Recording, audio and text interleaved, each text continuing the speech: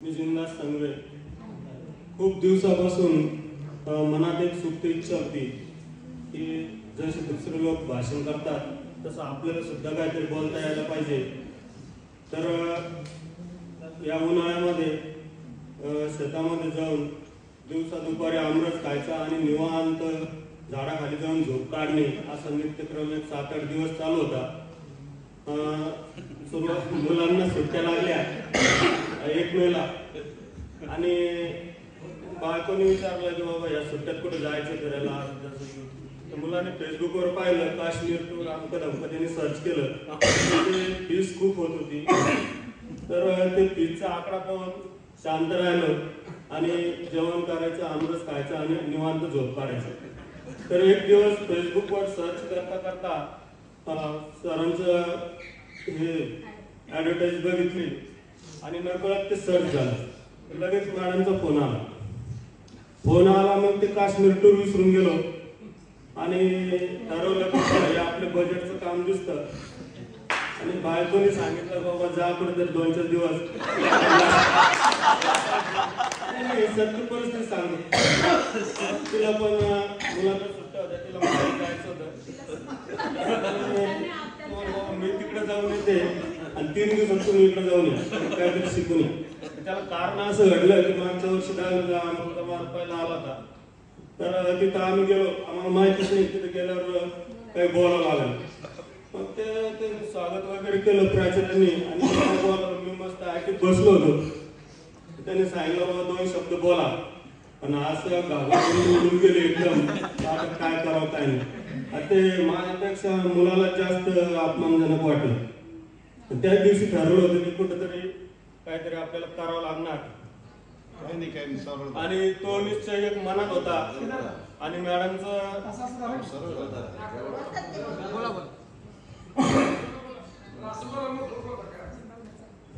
मॅडमचं feedback आला आणि त्याच्यावर 1-2 कॉल झाले आणि निश्चय पक्का केला आणि लगेच तरी मी सुरुवातीला घाबरत 3000 रुपये दिले होते। त्याचं कारण सांगतो,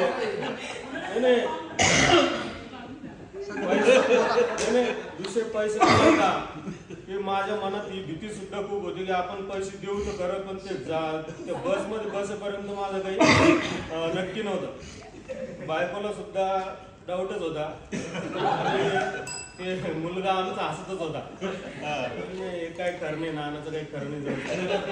मग ते काय झालं की ते गडबड सडबड बॅग भरली आणि तिथून ट्रॅव्हलची बस मॅडमचा फोन आला 11-11:30ला बसले की नाही म्हणलं बसलो आणि सकाळी अहमद सरांचा फोन आला आणि नंतर इथं आल्यानंतर खूप भीती वाटली का कुठून पैसे देऊन हे लचडलं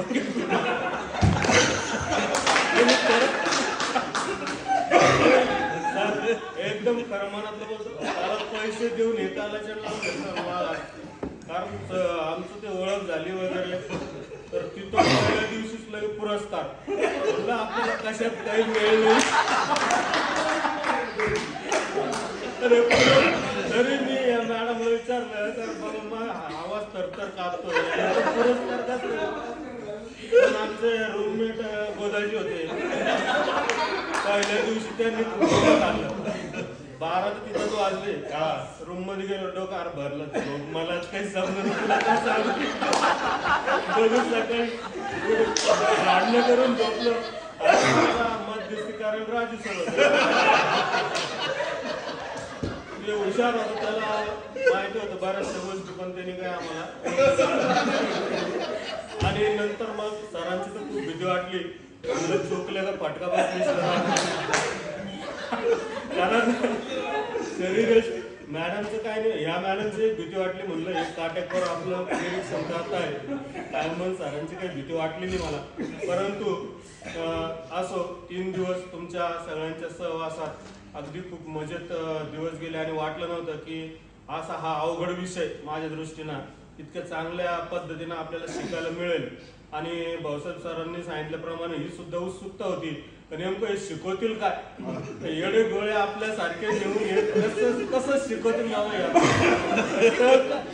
का फळ माहिती नाही। जायलाच आपण म्हणजे जायचं तिकडच भीतीनं पोटात गोळा होतो नेमकं शिकवता का आपल्याला ही उत्सुकता, बायको आणि तो माझ्या मुलाचा 10वीचा निकाल, या 3 गोष्टी म्हणून मी इथं आलो. परंतु खरंच ते सार्थक झाल्यासारखं वाटतं. धन्यवाद.